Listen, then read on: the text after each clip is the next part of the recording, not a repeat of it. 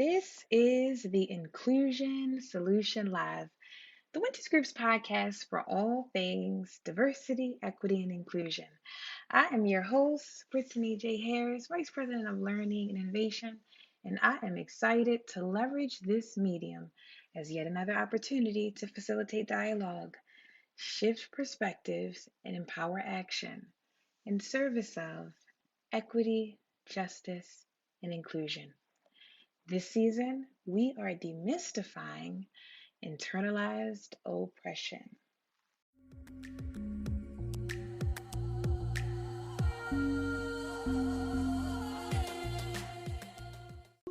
Today, we're going to do things a little bit different. I'm joined by a special guest who didn't necessarily write or write the post that we're going to discuss today, but is going to share space, some virtual space with us, and just have some conversation about the angry Black woman narrative and archetype. And so if you read it on the blog, I penned the post and thought it'd be a good idea to just talk it out, reflect a little bit with a member of our team. And so without further ado, I'm super excited to have with us today Valda Valbrun. She's a principal strategist on our team, thought leader, coach, consultant, leader in the space of educational equity, all things Black girl, Black mom, Black woman magic.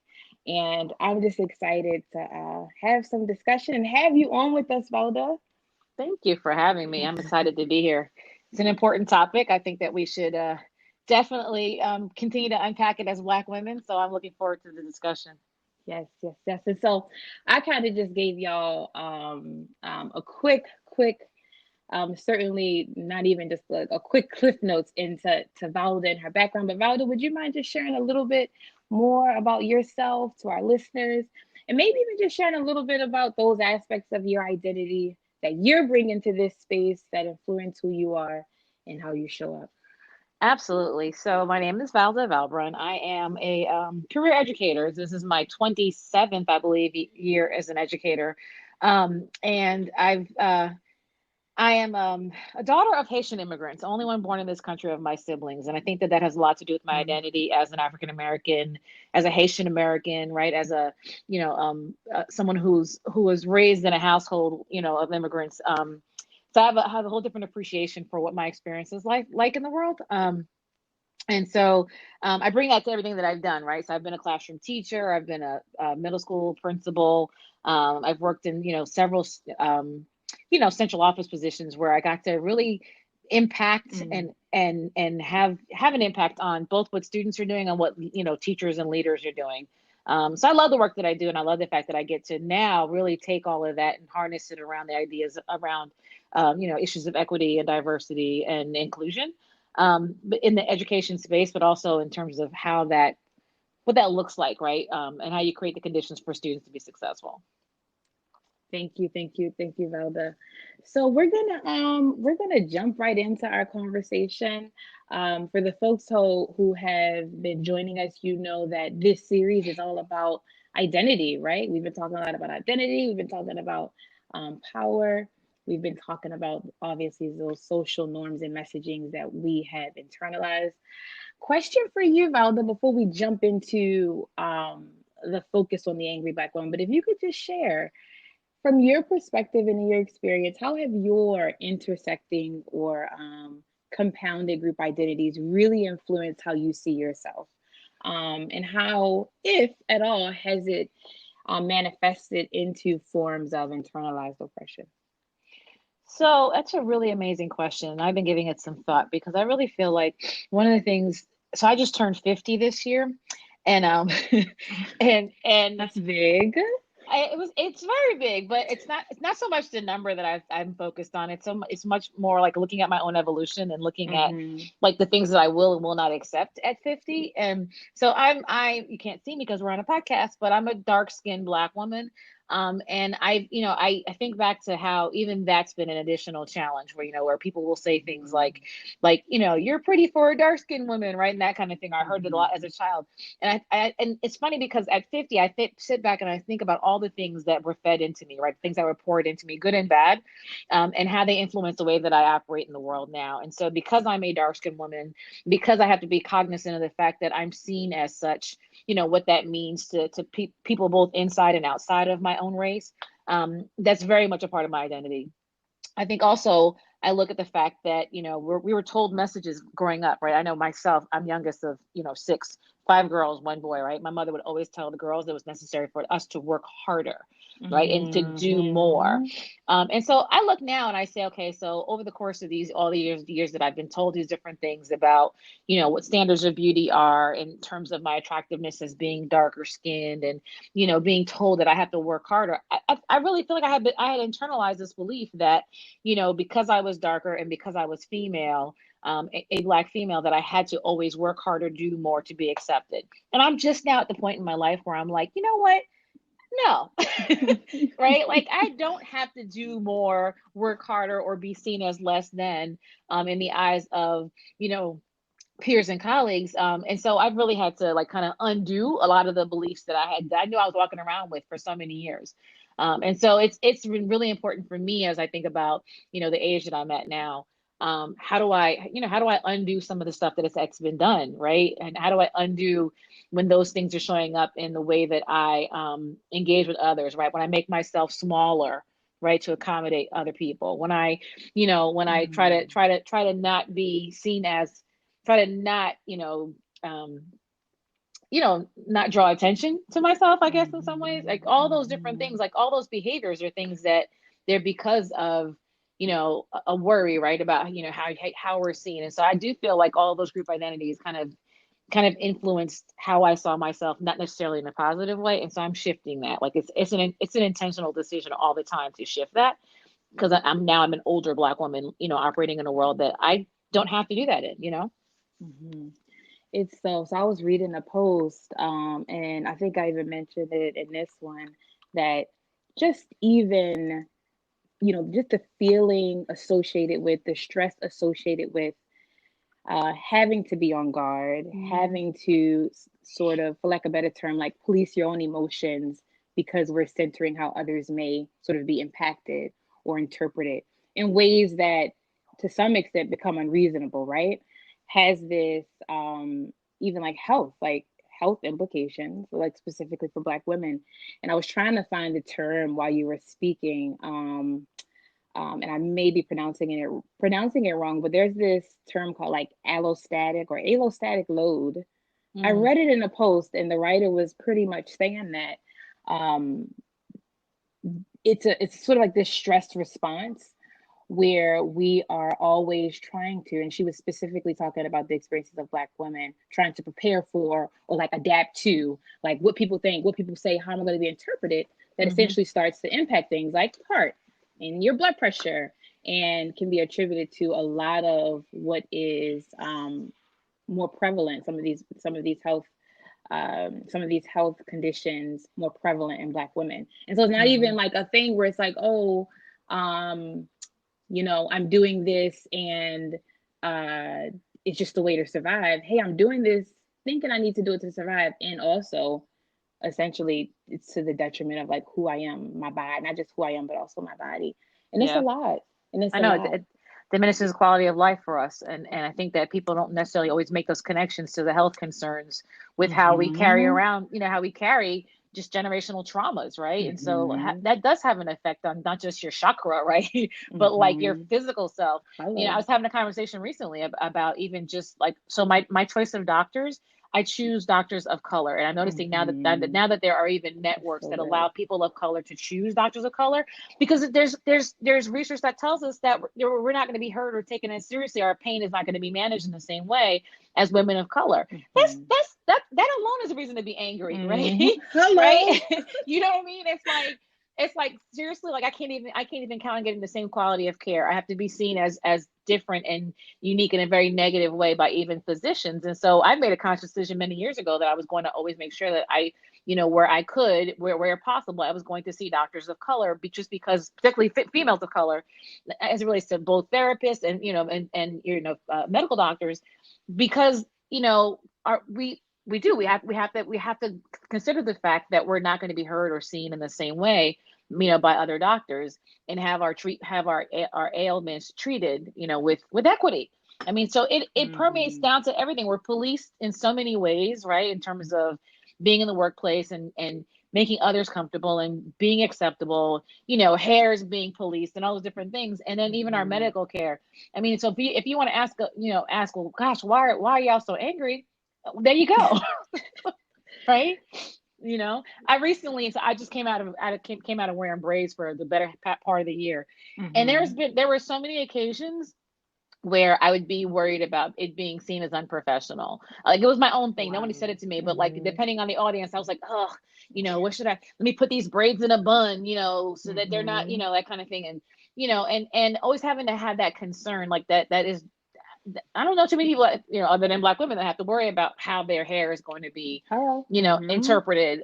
So it's just all of those things that just make it really, difficult. Like, I don't think, I was in a setting not that long ago where, we we're just talking about, what it's like to kind of have to monitor yourself. And many of the white women in the room obviously said that it wasn't something they had to think about every single day. They didn't have to think about how they were being interpreted, right? And they more so couched it in the fact that they were just women, right? And so that whole idea of, but I think that there's a whole other layer that goes with being a Black woman in the work setting, in society, that I think, a lot of people don't recognize. I think other women, even when they want to be great feminists, don't recognize that the plight of the Black woman is very different than that of a white woman. So it's so you hit so much just in that. And so for the folks who have not read it, and for the folks who have read the post, like, I actually kicked it off with Malcolm X's quote, right? And so the most disrespected person in America is the Black woman. The most unprotected person in America is the Black woman. The most neglected person in America is the Black woman. This is from like 1962. And the whole whether it's you called it, whether it's in the workplace, pay equity, whether it's the stuff that we just deal with intra community, right? I think about just conversations around misogyny and just sexism intra community. You're right, we have so much to be angry about.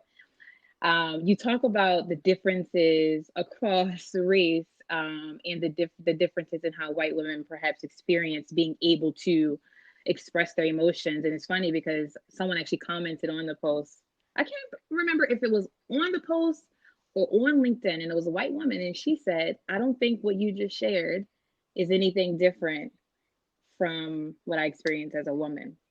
And I thought that was so interesting, because even in the examples that I chose, and even when I think about my experiences in the workplace, I have been most on guard around not being perceived as, internalizing the angry Black woman archetype with white women, right? You know what I mean? I'm like, it was like, that has been something that I've always, that has always been top of mind. I don't want to kind of come off as too aggressive. I don't know that I've had these experiences as much with white men. I think that has a lot to do with just my exposure, perhaps not being managed by, I came up in human resources, right, which is heavily dominated with women, specifically white women, and perhaps you have a similar experience coming in education.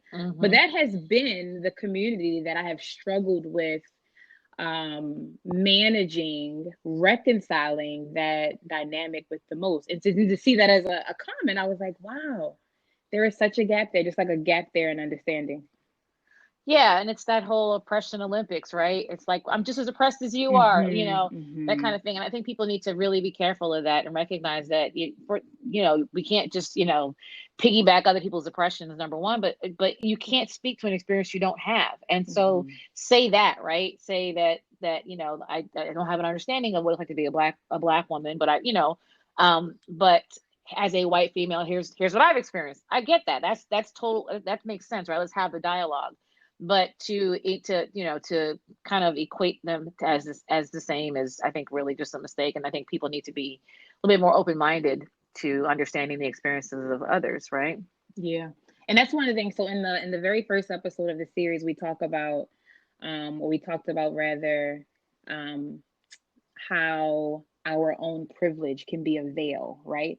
And Mm-hmm. so, one of the things that we know to be true when we think about the just history associated with feminist movements, or even like the history associated with relationships between Black women, white women, oftentimes there has been um, a struggle associated with their white women perhaps undermining the experiences of Black women because of that privilege, that veil of white privilege, right? Or Mm-hmm. assumption of sort of sameness because we are connected by the by our gender. Um, Yeah. and so, in as much as, and it's funny, and this just made me think of something else. So we were facilitating a session at the forum maybe like 3 years ago, and it was on like race and workplace trauma. And there was a white woman in the there was a white woman who considered herself an ally, and she was just was really emotionally like aroused by the conversation and such, da da da da, to where she started crying. She started crying. I can't remember why. It was kind of just like, this is sad. I don't want to think about this. It was that kind of thing. Like, this is sad. Mm-hmm. It just sucks that it has to be this way. And I remember a woman of color. I cannot remember if she identified as Black, but she was a brown skinned woman of color, stood up and said, you know what? The fact that you can cry and just be in your emotions Mm. and be comfortable with being in your emotions makes me feel in some kind of way, essentially. She said that like the fact that you can just be, you don't understand how much of a privilege it is for you to be in this room and cry, and everyone's Mm-hmm. being intentional on you, and you're not irate, you're not being irrational. Like, people are actually centering you and your perspective now. She said, I don't know what that feels like. She said, Mm. she said, I don't know what that feels like. And I thought that was just such a powerful moment just to sit in, right? Mm. Mm-hmm. Because it gets to like, yeah, I think there are some, commonalities associated with our ability to be, or to privilege being like emotionally expressive as women, right? Perhaps that's something we share, but to also be able to recognize that in our social system, it is interpreted very differently, right? And environments, narratives, and such don't always hold space for it to be even enacted on in the same way without that interpretation. Anyway, it made me think of that moment, and I think that's essentially what I was getting at in the post. Like, wow, like at what point, and that's where we get to the reconciliation piece, and I want your thoughts on that. Like, how do we reconcile that? I mean, you just said, at 50, you're like, you know what? It is what it is. I'm gonna be with my emotions. Like, what advice do you have for, like, I mean, I'm 30, right? Mm-hmm. And I was sharing with Valda in an earlier conversation that I just spoke with a friend who's of similar age. She's still trying to figure out, like, she doesn't work for a Black owned firm. She doesn't have a boss like I have. She's trying to figure out, like, how do I freaking thrive? Like, you know what I mean? Because I I, don't necessarily feel like I can be like, oh, take me as I am, right? yeah, I mean, I think that we got definitely have to find balance. I mean, I feel like even now, and I don't necessarily have a boss, excuse me, and so even when I work for myself, right, I still feel like as a consultant, there's still parts of me that I feel like I have to Mm-hmm. not be apologetic for, but of course, present myself in a certain way, and so there's that balance of saying, here's what here's what I'm willing to do, right? So I'm willing to allow for people to get to know me. And not just see me as a Black woman. Once they Mm-hmm. recognize, you know what I'm saying? Like not just like all those stereotypical tropes, right? I don't want to play into those either, Mm-hmm. but I also want people to recognize that, I'm more than just, the monolithic interpretation of what we see as Black women, right? Mm-hmm. But I also want to be clear. Like I remember, I recently actually said for the first time in a group setting, because we were talking about just what anti-racism looks like versus being Mm-hmm. non-racist, and and so I kind of did a pause, and then I said to a person in the room who was really dominating the space and the air as a white male, and I articulated that to him in mixed company. Mm-hmm. And like Mm. I came away from there thinking like God, that was like a really that was a moment for me that I was like, you know Mhm. what, I'm okay saying to this white person, what you're doing now is perpetuating white supremacy culture, right? Yeah.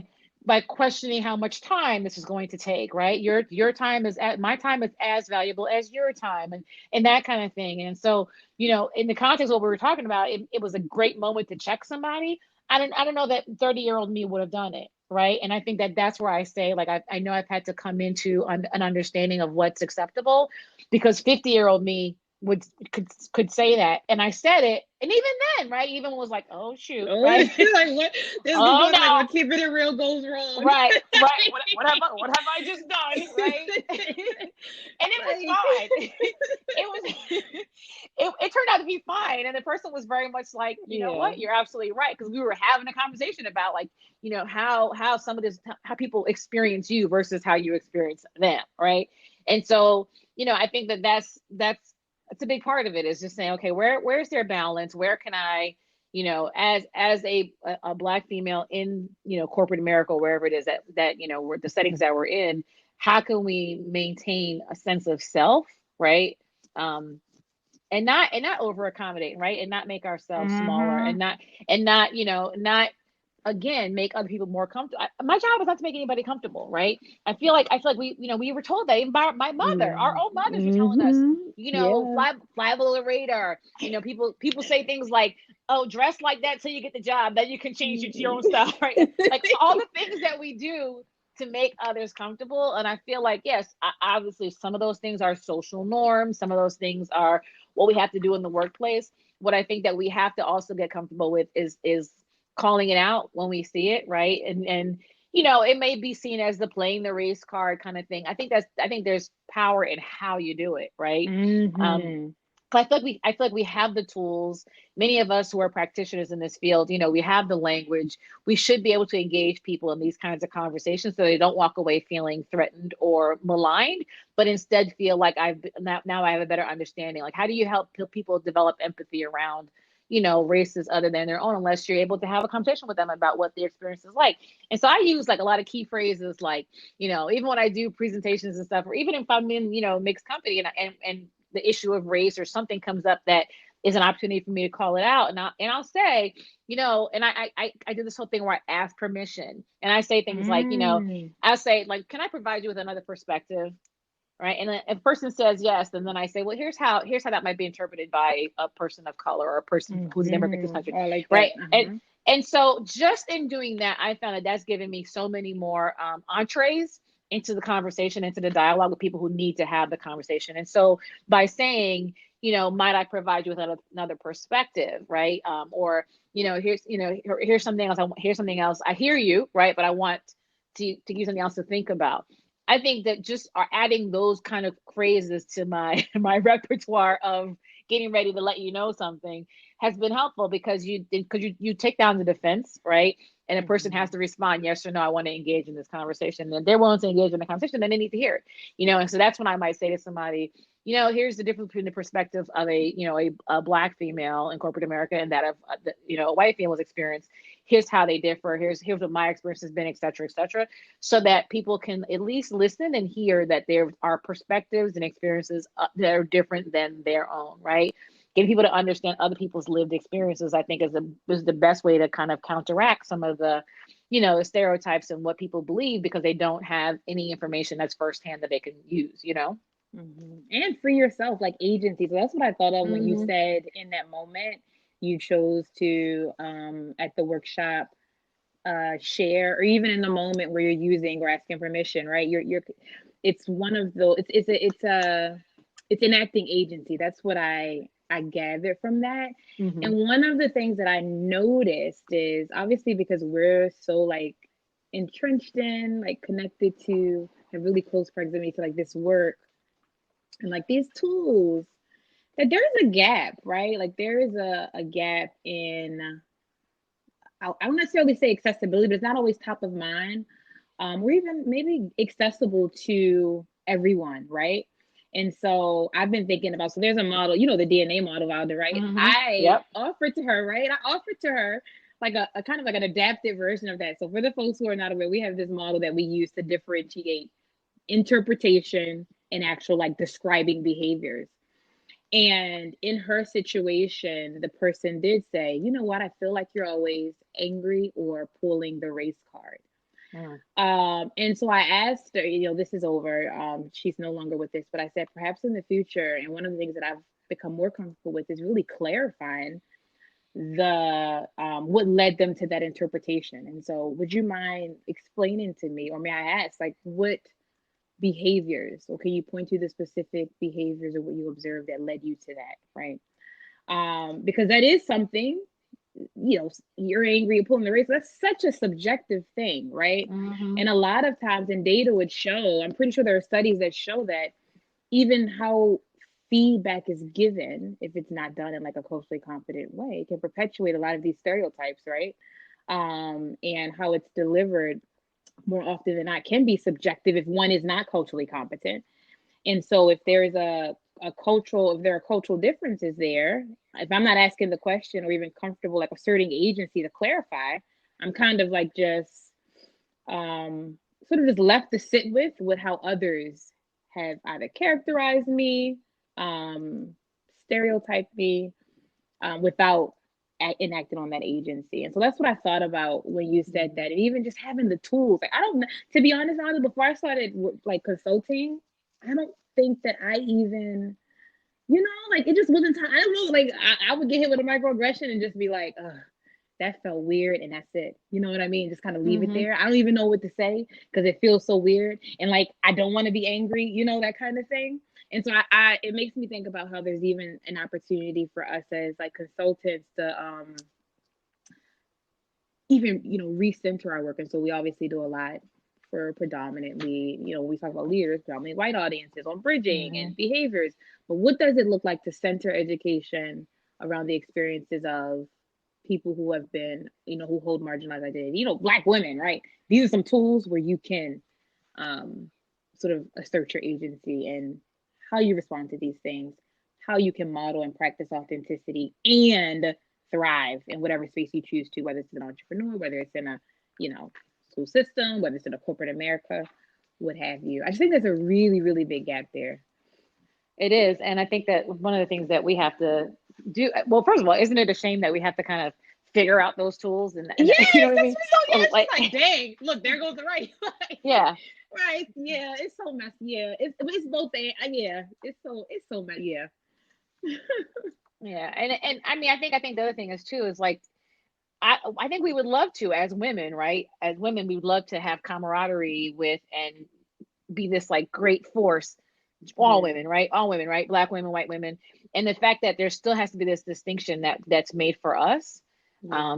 I think that's the part that we have to kind of navigate. We have to like work around it. I think that I think women are ready though. I think most women, when you think about statistically, like how many women, Black women, have gone into business for themselves Mm-hmm. just in the past Mm-hmm. couple of years, like the data is staggering. They're saying like the number of women-owned businesses, increased exponentially, right? And Black women in particular. So I think that we're definitely practicing using our agency, and being very independent. And I think that you're seeing more and more of us no longer giving away our responsibility and our agency. And I think that that's a big piece of it, is how do we, help other women of color embrace it, right? Embrace it Mm-hmm. and use it, and not give away our agency to our employers and to people who we work with, our partners. I think that we've traditionally done that, and so I think that there's just work for Mm-hmm. this. It's just for us to really think about what does it look like to, stop doing that, right? To stop spending time, making other people comfortable, like having value for our, who we are and what we bring. And I think Mm-hmm. that's a big piece of it. A big piece of it is recognizing that there's something to when you think about things like Black Girl Magic and all these different things Mm-hmm. that have come up, like the natural hair movement. People are picking up on the fact that Black women are pretty unique, in Mm-hmm. in a lot of positive ways. So I would say that we are kind of societally counteracting that narrative of the angry Black woman. And I think that because of the progress that we've made, it's probably why so many women are so careful not to you know what I'm saying, perpetuate that. Or, and I think the other thing is too, like even when we're not being angry and we're seen as such, do we have to own that? Right? Do we Yeah. have to, you know what I'm saying? Like, so I think that's where I've gotten to a point where I'm like, I'm not going to own what other people's interpretations are, because Mm-hmm. that's on them. Right. And if they don't have the wherewithal or the intellectual curiosity to learn more about Black women and not see us as a monolith, that's on them. You know what I mean? Mm-hmm. I was just thinking about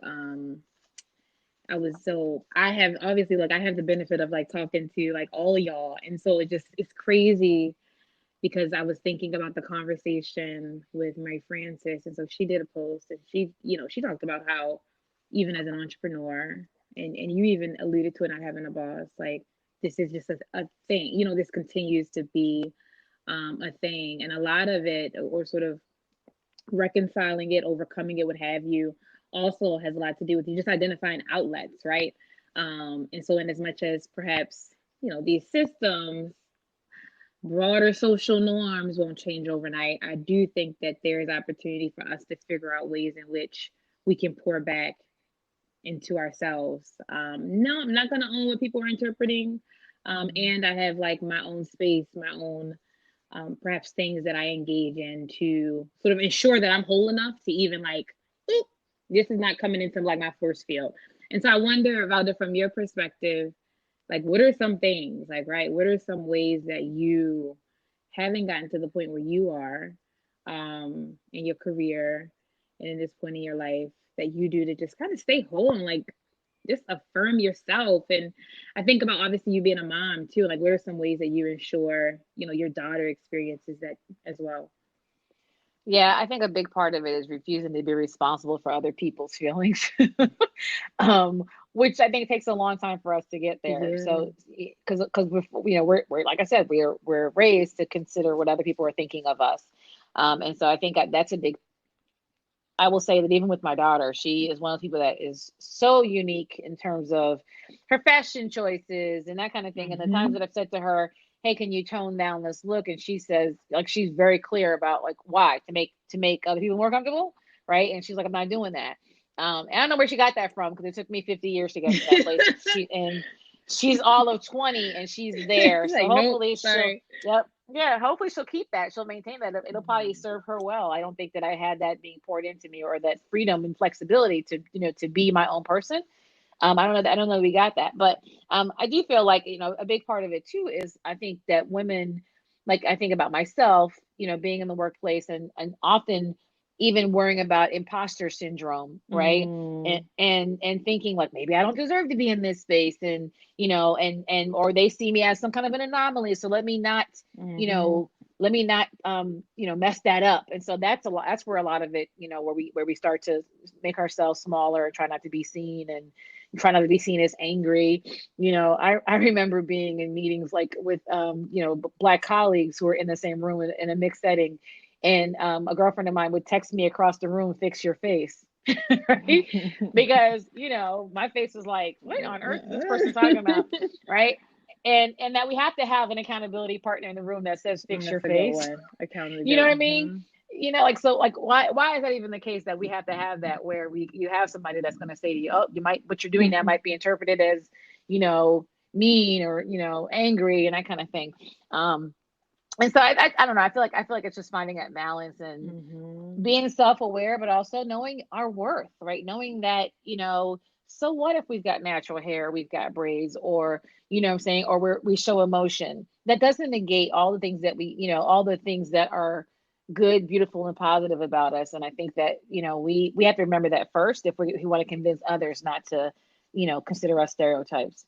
So I think a big part of it is again knowing our worth, knowing that we shouldn't have to, or we shouldn't feel like we've got to temper ourselves. Now I'm not saying go be angry and Yeah. scream and yell and carry on, right? But I think that being okay with articulating what our concerns are and not having to feel like we're oh, it's going to be to our detriment.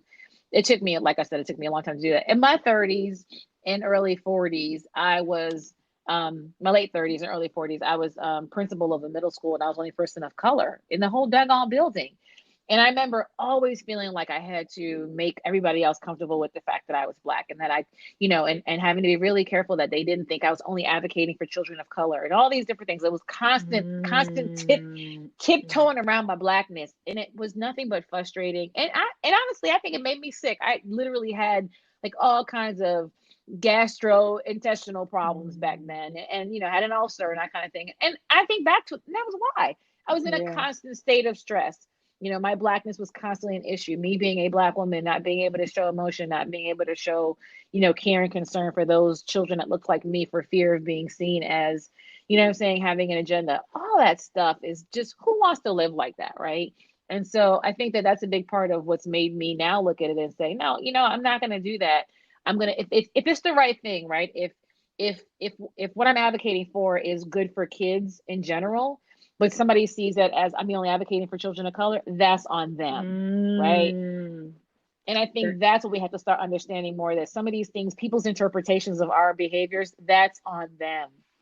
That is so that's on them. So one of my professors, I remember I was venting to her once, Valda, about um I had an interaction with um someone, and it was a white woman, and I felt bad. You know what I mean? Like I'm venting and I'm like to her and saying I'm feeling really bad. Like what should I say? Like da da da. And based on her interpretation of, based on what I shared with her, obviously through my lens of the experience, her advice to me was like, Brittany, um, that it she has her own work. That's what she said. She has Mm-hmm. her own work. She is not your work. That is not your work. And it was kind of like, pretty much saying like that's on them. But her point was everything that you articulated here is has a lot to do, or more to do, with you internalizing what you think they think about you. You know what I mean? Or what Mm-hmm. you think they, and even, in that situation, definitely owned what was, the intent and impact on my end. She recognized that I was internalizing. I'm emotional about it. And to hear her say, like, that is not your work, and it like rings in my head anytime I met with a situation where I catch myself sort of overthinking, compromising my feelings, sort of undermining the validity of how I feel, what I'm thinking in an interaction. I'm always going back to that. Like, is this my work? Perhaps they Mm-hmm. have their own work that is outside of my sphere of influence right now. And so the more and more I beat myself up, the more and more I'm doing a disservice to myself. Right. And so just to, like, to your point, just sit with that and recognize that in any given interaction, there's obviously your perspective, your behaviors, how others are going to interpret that. And there's, just by nature of you throwing differences, it's going to get messy, but it doesn't necessarily mean it's always going to be your work. It's not for you to Right. internalize, it's not for you to fix, it's not for you to hold to the detriment of yourself. It is not your work. So I love it. And it just made me, think about that. There was something else you said where I was like, ding, ding, ding, ding, ding. We need to make sure we put that in the in the description, because that's a really good takeaway. Shoot, I should have wrote it down. I don't know what I said, but I was just It thinking just was so now. good. I was just thinking just now about boundaries too. I mean, I think Oh that's what yes, it is, okay, yeah. right? So we have to, like, I think we have to be willing to put up, to protect ourselves in that way, and to have Absolutely. boundaries, right? And to kind of trust ourselves, um, and not allow us to be, like you were influenced by what somebody else was thinking. Like you should have boundaries. Like we should have boundaries. We should have, certain things, that trusting ourselves enough to know that, here's my line in the sand, and being comfortable communicating that, and being comfortable living in that, that Boundaries. takes, yeah, that takes time Boundaries. though. Boundaries, knowing your work. That's on them. Oh, that's what it was when you were talking about the person in the room with you who was, kind of like your accountability partner, like fix your face.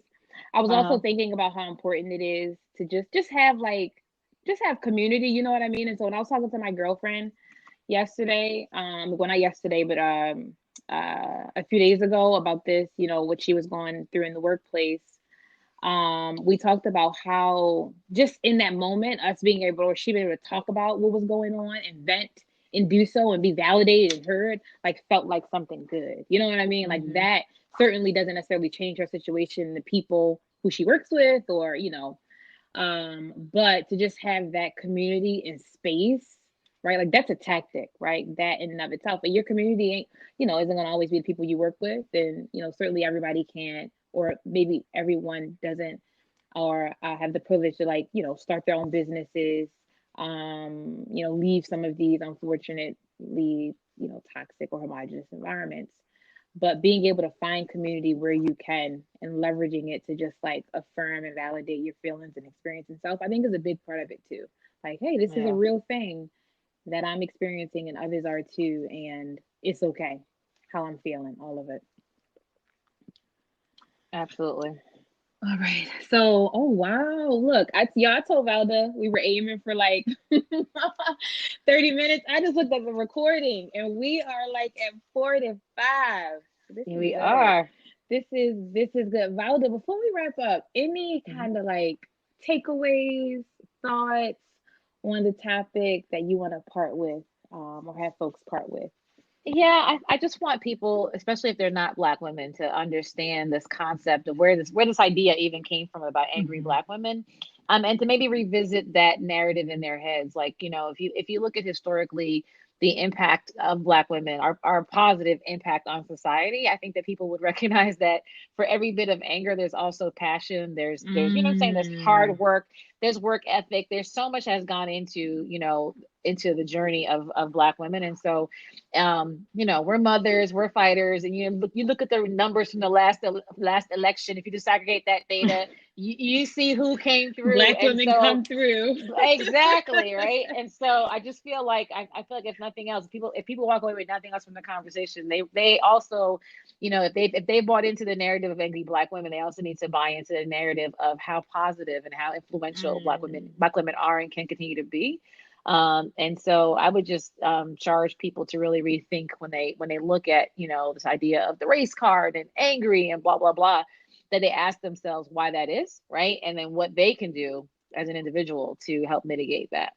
That's takeaway reading for folks. Audre Lorde wrote a speech, I guess, like in the 1980s, where she pretty much chronicles how Black women have channeled anger to dismantle racism and to seek Yep. justice and to bring about change and all of that. So that's a takeaway reading. Folks, you also know that we have the reflection guide out there. Certainly, we believe that you just don't learn from listening and experiencing, you learn from reflecting on what you heard and what you experienced. So, wintersgroup.com, we've got the reflection guide that accompanies the Demystifying Internalized Oppression series. Think about what we talked about. Think about the extent to which it resonated, perhaps it didn't, the ways in which your identities influence how people interpret you, and how you perhaps even reconcile or reframe those narratives for yourself. It has been a wonderful, wonderful, wonderful conversation. Thank you all for listening. Of Thank course, you. we end all of our sessions, and the podcast is no different with our commitment to live inclusively. I'm going to read that off right quick, and then we are going to go.